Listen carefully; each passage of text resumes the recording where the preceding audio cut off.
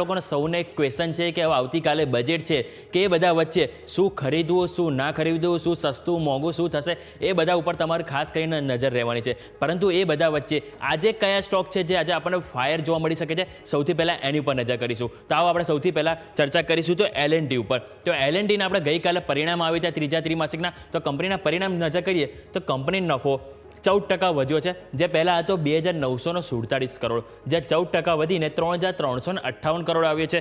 સામે કંપનીની જો આવકની વાત કરું તો આવક 17.3% વધીને ₹64,667 કરોડ આપણને જોવા મળી રહી છે।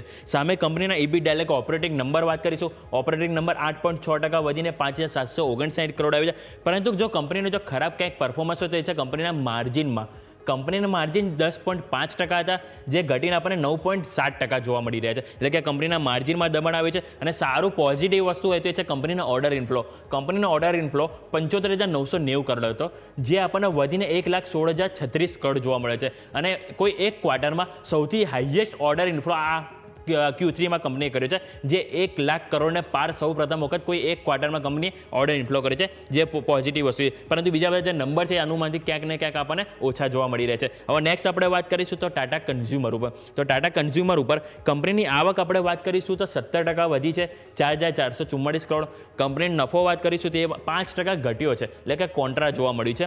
આવક ભલે વધી પરંતુ કંપનીના જે ટોપ લાઇનમાં જે વાત કરું તો નફામાં ક્યાંક ને ક્યાંક અસર જોવા મળી છે બોટમ લાઇનમાં। બીજું EBITDA વાત કરીશ તો EBITDA 1.3% ઘટ્યા છે, અને સામે માર્જિન પણ ઘટ્યા છે, 15.1% હતા, જે ઘટીને આપણને 12.7% જોવા મળી રહ્યા છે। એટલે કે કંપનીની ફક્ત આવક વધી છે, બાકી દરેક વસ્તુ આપણને સુસ્ત જોવા મળે છે એમના નંબર, એટલે કે અહીંયા આપણને કોઈ ખાસ નંબર કંપની તરફથી જોવા નથી મળ્યા। બીજો ફાર્મા કંપનીની વાત કરીશ તો બાયોકોનના પરિણામ આવે છે। અહીંયા પણ આપણને બહુ મોટી નિરાશા આજે આપણને સ્ટોકમાં જોવા મળી શકે છે, કારણ કે કંપનીનો નફો 660 કરોડ હતો એક વર્ષ પહેલાં, જે આ ફેરી આપણને 96.2% ઘટ્યો છે, એટલે કે ડાઉનસાઇડ સાથે 25 કરોડ ફક્ત માત્ર કંપની નફો આવે છે।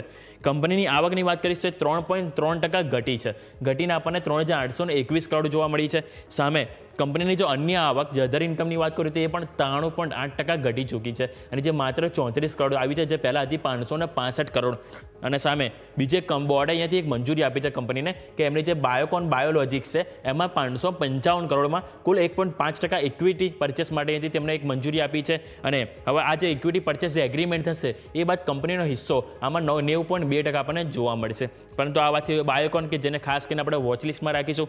નેક્સ્ટ વાત કરીશું તે છે bank of Baroda. Bank of બરોડાના પરિણામ ઓવરઓલ નંબર છે, પણ અહીંયા પણ આપણને ક્યાંક નીમમાં આપણને નેટ ઇન્ટરેસ્ટ માર્જિનમાં આપણને ક્યાંક કમજોરી જોવા મળી છે।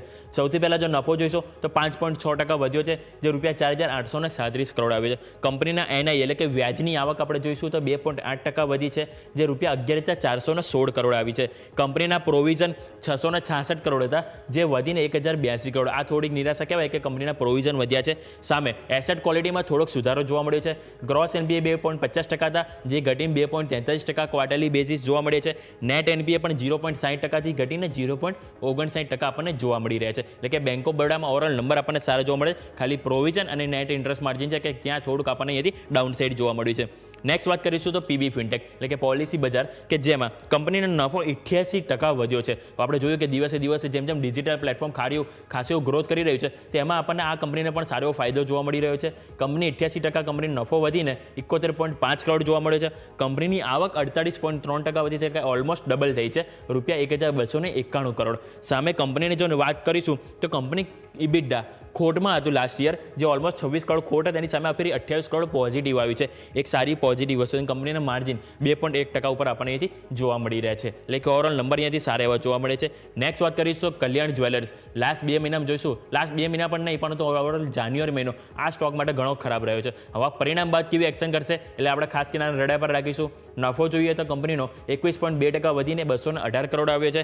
સામે કંપનીની આવક 39.5% વધી છે, કે ₹7,286 કરોડ। કંપનીના EBITDA 19% વધીને 439 કરોડ પર આવે છે, અને કંપનીના માર્જિન કે જ્યાં થોડુંક પ્રેશર જોવા મળે છે, 7.1% હતા, જે 100 બેઝિસ પોઈન્ટ ઘટીને આપણને 6.1% જોવા મળે છે, એટલે કે ડિસેમ્બર ક્વાર્ટર કંપનીની ટોપ લાઇન બોટમ લાઇન સારું જોવા મળી છે। સ્વાભાવિક છે કે દિવાળી ને બધું આપણને જોવા મળ્યું, કે જેના કારણે કંપનીને ક્યાંક ને ક્યાંક સારી ઇમ્પેક્ટ જોવા મળી છે, પરંતુ માર્જિન એક ચિંતાનો વિષય હજી પણ આમાં બની રહ્યો છે।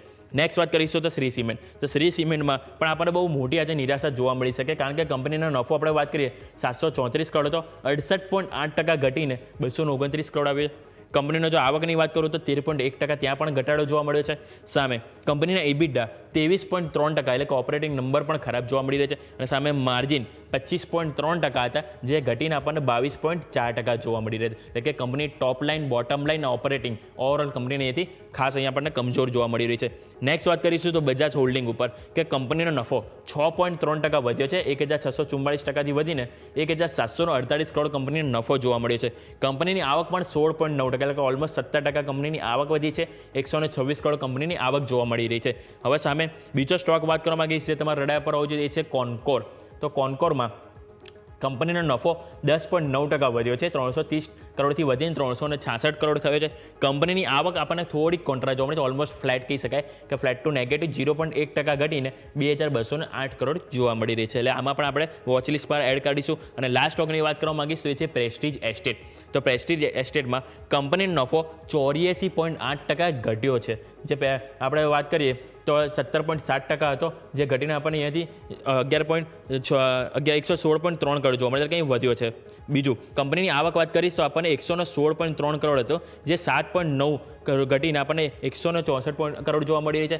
સામે કંપનીની અન્ય આવક જો વાત કરીશ તો એમાં આપણને 174.7 કરોડ હતી, જે ઘટીને આપણને અહીંયાથી 43.4% જોવા મળી છે. એટલે કે અહીંયા પણ આપણને કોઈ ખાસ એવું પરફોર્મન્સ જોવા નથી મળ્યું. આ વાતથી આપણે સ્ટોકની. પરંતુ આજે એવી ખાસી બધી ઇવેન્ટો છે કે જેના કારણે આજે માર્કેટ બહુ ભારે આપણને વોલેટિલિટી જોવા મળે છે, કારણ કે આજે એક્શનોથી ભરપૂર છે. એટલે કે આજે શું ખાસ છે એની ઉપર આપણે નજર કરીએ તો નિફ્ટીની આજે કંપનીની વાત કરીશ તો IndusInd bank, Nestle India, ONGC અને સન ફાર્મા, આ 4 કંપની છે કે જેના આજે એક્શન જોવા મળશે, કારણ કે એના Q3ના પરિણામ આવવાના છે. એટલે આપણને પ્રી રિઝલ્ટના પણ એક્શન જોવા મળશે. વાયદા બજારમાં વાત કરીશ તો Bandhan bank, Chola investment, city union bank, IRB infra, LIC housing finance, Marico, UPL, Vedanta, PNB અને પૂનાવાલા ફિનકોપ, આ દરેક કંપની છે કે જે વાયદા બજારમાં કારોબાર કરી રહી છે અને કે જેના આજે પરિણામ આવવાના છે. એટલે કે એમાં પણ મોટી આજે આપણને હલચલ જોવા મળશે. સામે NBCC, ફિનિક્સ મિલ, સોલા ઇન્ડસ્ટ્રીઝ અને ટોરેન્ટ પાવર, કે જે આજથી આપણને અહીંયાથી એન્ટ્રી થતી જોવા મળશે F&O સેગમેન્ટમાં. એટલે આમાં પણ આપણને એક વોચ રાખવી જરૂરી છે. હવે બીજી વાત કરવા માંગીશ તો call India, NTPC, Shriram finance, IEX અને સાથે છે ટોરેન્ટ ફાર્મા, કે જેની આજે ડિવિડન્ડની એક્સ ડેટ છે. એટલે આમાં પણ આજે આપણને ડિવિડન્ડની એક ઇમ્પેક્ટ આવતી જોવા મળશે. એટલે સ્વાભાવિક છે કે આજે આપણને દિવસભર સારી એવું આપણને અહીંથી હલચલ જોવા મળવાની છે. ઓવરઓલ આપણે આ વાત થઈ સ્ટોકની, બરાબર, કે જેમાં આપણે વાત કરીએ કે દરેક ઓવરઓલ સ્ટોક છે કંપનીના પરિણામ આવ્યા કે જેમાં મોટી એક્શન જોવા મળવાની છે. સાથે સાથે આપણે નજર કર્યું કે આજે કઈ આપણને એક્શન આજે જોવા મળે છે. અને હા, બીજું કે આપણે જોઈશું તો જાન્યુઆરી મહિનો હતો, રાઈટ, કે જાન્યુઆરી મહિનામાં આપણે એક તો આજે છેલ્લો દિવસ છે, પરંતુ ફેબ્રુઆરી મહિનાનો પહેલો દિવસ છે શેનો, તો એ છે એક્સપાયરીનો, કે એમાં આજે આપણને એક્શન આજે ખાસ જોવા મળશે કે ફેબ્રુઆરી મહિનાની શરૂઆત આપણને કઈ રીતે જોવા મળશે. હમણાં જ મારા સહયોગી જેમ વાત કરી હતી જશે કે આજે આપણને ખાસી એવી મોટી વોલેટિલિટી જોવા મળશે, કારણ કે જ્યારે બી બજેટ હોય, બજેટના દિવસે મોટી એક્શન જોવા મળતી હોય, પરંતુ એના આગલા દિવસે પણ આપણને એક એક્શન જોવા મળતી હોય છે કે ખાસા લોકો ખરીદી કરીને જતા હોય છે, કંઈક ને કંઈક પ્રિડિક્ટ કરીને કે આ સેક્ટરને કંઈક બેનિફિટ મળશે, કે આ સ્ટોકને બેનિફિટ મળશે, જેના કારણે તેઓ કંઈક ને કંઈક ખરીદી કરવા માટે અહીંયાથી આપણને આગેકૂચ કરતા હોય છે. આ વચ્ચે આપણે સ્ટોક સ્પેસિફિક કે જેની પર તમારે ફોકસ હોવો જોઈએ. અમારા